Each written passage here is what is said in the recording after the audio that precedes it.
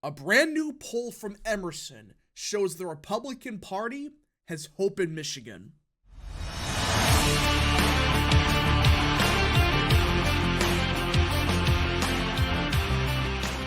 What is up, people of the internet? It is me, Real American, back again with a new video. And today, it is time that we talk about the 2024 presidential election in the great state of Michigan, as a brand new poll from Emerson College shows Donald Trump and President Biden are on course for a very tight rematch. And there is a possibility Trump could flip the state of Michigan next year. That is right. Trump could potentially win Michigan next year. Now, before we continue with today's video, I hope you enjoy these type of videos. If you do, smash the like button down below, subscribe, share with your friends, hit that little bell, follow the social media accounts in the description down below, and of course, join the channel today. Guys, just for $1 a month, you can join Real American. This is the best way to support the daily content that we all know and love. So I hope and recommend you join the channel today. Alright, so let me be 100% clear. There are a couple disclaimers before I continue. Number one, this is a state poll. And we all know state polling is, it can be bad. Number two, it's very early. We're only in August of 2023. The election's what, 15 months away? And number three, it's a poll. You know, you can't take the polling for gospel. You can't just say it's like the Bible. It's word for word what it says. No, it can change, and that's the big thing. But I do think this poll does show there is a chance Trump could win the state of Michigan. This isn't some outlandish conspiracy that Trump cannot win Michigan. I absolutely think he can. And this poll does show there is a possibility of it. Now, before we get into this article that Emerson posted about the poll, a bit of context.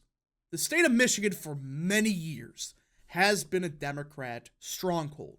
It voted for Kerry by a lot, voted for Obama by a landslide, Obama actually for twice. But then in 2016, Donald Trump shocked the world when he won the state of Michigan. And this is in large part due to running it up in these blue-collar sections of the state. You know, Macomb County, it's a working-class suburb. It's not your traditional, Philly suburb like, Chester County. Macomb County is a blue-collar suburb. There's a lot of auto workers that do live in Macomb. And that's what Trump really did. He ran it up with a lot of these Obama union voters. Now, in 2020, Trump did lose the state by 3. But here's 2 catches, I would say. Number one, I would say that it still voted to the right of the country. It hasn't done that in decades. I don't think I'm even kidding. I think the last time it voted to the right of the country was Reagan, maybe?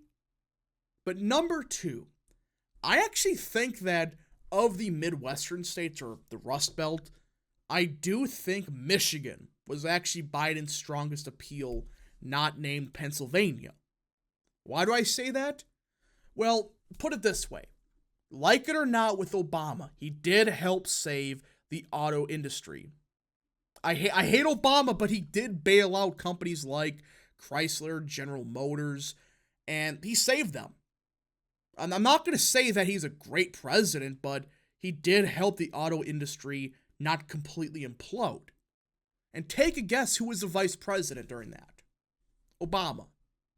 Or I should say not Obama, Biden. I just had a Biden moment. But either way, Biden did have an appeal to these working class voters in the state. He absolutely did. Just for the fact he was part of the administration that did save the auto industry from completely imploding. Now, in my opinion, Trump brought a lot of jobs back, but it doesn't matter. Many people think of Biden, they think, oh, This is just the Obama administration too, you know? We get the guy that was a big part of Obama helping bail out, or I should say save the auto industry, because he did, mostly. But many people, I think, realized this isn't like Obama. This guy's completely incompetent, and nobody likes him. He's not seen as this moderate Democrat like he was in 2020. He's seen as just an idiot at this point. And this article kind of just shows what I mean.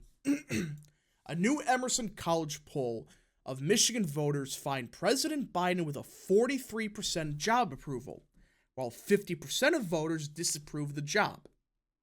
That's right. He has a net -7 approval in a state that he won by 3.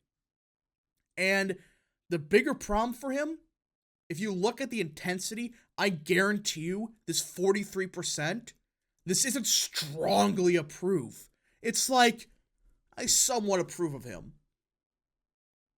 That's not good. This isn't like Trump where, yeah, his approvals were underwater, but you look at the intensity, and it was like 40% strongly approve, 40% strongly disapprove. With Biden, it's probably 40% strongly disapprove and 20% strongly approve. I'm not even kidding when I say that. The intensity of Biden's approval is awful. And that's what people are getting mixed up on. Yeah, Trump has low favorabilities and approvals, but the intensity, in fact, isn't as bad as it was in 2016 or even 2020. Yeah, the numbers total is bad, but when you look at the intensity, it's better than it was. Now, as for the primaries, of course, Biden's getting 65% of voters, but the Republican side, 61% of Republican primary voters plan to support former President Trump for the 2024 nomination. 13% support Governor DeSantis, 7% former VP Pence, 4% for Ramaswamy, and so forth. Guys, this is a blowout. And I believe that Michigan is a winner-take-most state. I believe it is. That means if Trump gets above 50%, I think he gets all the delegates. But that's not what we're here for. What we're here for is the general election. A hypothetical 2024 matchup between Biden and Trump is statistically even. Each candidate receives 44%. 8% would vote for someone else, and 5% are undecided. That's right. Trump's tied with Biden. But like I said, there are a lot of undecideds. And I would possibly assume these voters are probably going to lean Democrat. But it doesn't matter, because look at this. When Green Party candidate Cornel West is added to the ballot, Trump receives 43%, Biden 41%, while West is at 4%. 7% are undecided upon West's addition to the ballot. Guys, why do you think they're actually terrified of Cornel West? They're suddenly finding, tax evasion from 20 years ago when the media completely ignored the tax evasion for Hunter. They suddenly found one for Cornel West. Guess what? They don't want him on the ticket. Unlike other Green Party Democrats, he is someone that I could see getting more than 1%. Think Ralph Nader, somebody that could actually screw a Democrat over, not by 0.1%, but by several percentage points. And many people are just ignoring this. This isn't factoring in no labels. This isn't factoring, other undecideds, other parties. The fact Trump is tied with the current president, with the possibility of a Green Party taking a chunk away from Biden, that should be a big red flag for Democrats. I'm not even saying that, Trump's going to win Michigan or not. But if Cornel West is on the ballot, if he gets 4%, Trump lost the state by under 3%. Those voters are going to favor Biden overwhelmingly. This is the problem Biden has. Yes, he's going to get like probably 45, 46%. But if Cornel West gets 4% and Trump stays at 47, 48%, mathematically, Trump would win the state. I'm not saying that's going to happen, but it's not a good sign for Biden that Cornel West is already taking 4%.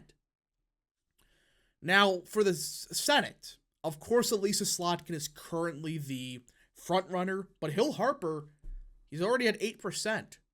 Slotkin's at 35% or 34%.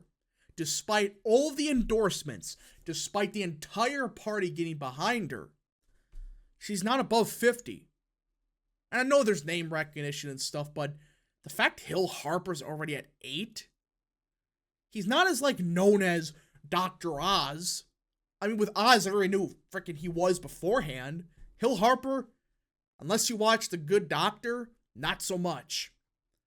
Now, for the Senate primary, of course, I think Mike Rogers would probably win, unless James Craig gets in.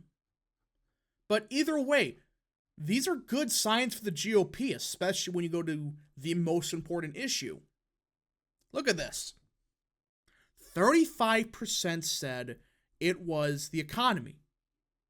Only 15% said threats to democracy. Education, 10%. Healthcare, 9%. And housing affordability, 8%. But, there is something with a caveat with the housing affordability. And this should be the biggest red flag of this entire poll. Younger voters are more concerned about house affordability than older voters. 21% find it to be their top concern, twice as much as any other group. That is right, everyone. Housing affordability is one of the most important issues for younger voters. It doesn't even sound like it's abortion or even threats to democracy. It sounds like I can't get a freaking house. I hope people understand there are many people currently not able to afford buying a house. It costs so much now, but inflation only went up 2%. Yeah, energy did go down, but so did everything else go up. Went way up. And that's just from last year. When you look before COVID and after, it's up by a ton. But the housing market should be a red flag for Democrats. Because these voters may not vote for Trump, but these voters, they may not vote for Biden either. And that's the Democrats' main base, younger voters. This is a big problem for Democrats. And the GOP has to hammer this. Tell how you're going to solve housing affordability. Tell, hey, how are we going to stop the education crisis where your kids are getting indoctrinated? You notice that? Abortion's not even top 5, not even top 6. The grift of abortion is nearly over. Because many voters realize, wait a minute, Roe did not force bans on abortion, or it didn't outlaw abortion. It just kicked it back to the state. Why would I care what happens then? This is what I'm talking about. Real people, not the people on Twitter. Real people. They can't get a real good paying job. They can't afford a house. Their kids are getting indoctrinated at school. They have a good chance of getting mugged outside.